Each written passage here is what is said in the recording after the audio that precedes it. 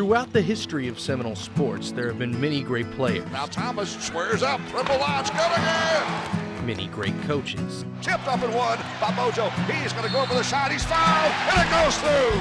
And many great games. And while the players may all have a different style, and the games may have different outcomes, for almost 40 years, one thing has remained consistent.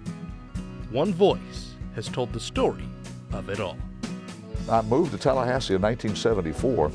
Basketball season was about 4 weeks away, and Tiny Tully Gym, the Crow's Nest, and broadcast home games only that year, and shared the microphone with Ed Littler. And Ed left Tallahassee the following year, so I started doing home and away games. But yeah, 1974 is a year I'm not going to forget. We had some big wins at Tiny Tully.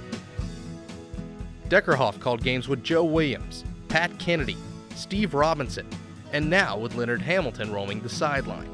But coaches are not the only greats Deckerhoff has seen. We beat Georgia Tech every time we played Georgia Tech when Charlie Ward was our point guard. And the following year when Charlie had graduated and was playing for the New York Knicks, Bobby Crimmins' Yellow Jackets beat us, and he came walking across the court and says, "Nice win, coach." He says, "You know why we won? You don't have Charlie Ward anymore." But those were tremendous basketball games. One of Deckerhoff's strongest traits is his infectious, trademark enthusiasm, something known and loved by both Noles fans and his broadcasting partners alike. He drives you nuts. He's got more energy. He makes the Energizer Bunny look like a sloth. He is just bouncing off the walls with enthusiasm, and it's just contagious. And it's genuine. He loves Florida State University, period, the end. It is absolutely genuine. You could tune in the last game of the regular season. Now this year, Florida State will have an NCAA tournament berth at stake potentially when they play Syracuse. But you could pick in another year when Florida State's postseason fate has already been written, and you wouldn't know it's the last game of the regular season. You would think Florida State's playing in the championship game, which is a tribute to Gene and how he calls it.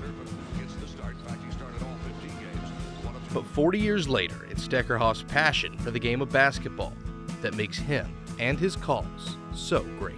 Basketball would be his passion, and he's great at calling. I mean, it's great for him that he's been able to be in the ACC to see the talent that comes through the league and see Florida State get into the ACC, win a championship a couple years ago. There's a call of Gene's that must have been tremendous for all the years he's been doing basketball. FSU wins an ACC title a couple of years ago. With a win over North Carolina, and to beat Duke and North Carolina on back-to-back days to win the ACC championship, there's just nothing like that. I mean, I guess if you win a national championship, it would rank right up there above it, but beating Duke and North Carolina on successive days to win the ACC championship, that's got to be the highlight of my basketball broadcast career.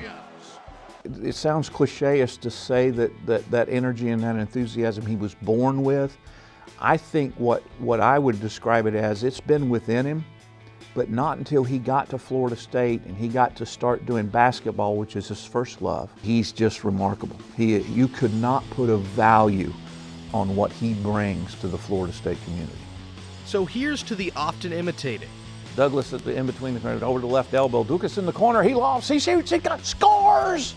He's on fire. Don't wake him up. But never duplicated Gene Deckerhoff.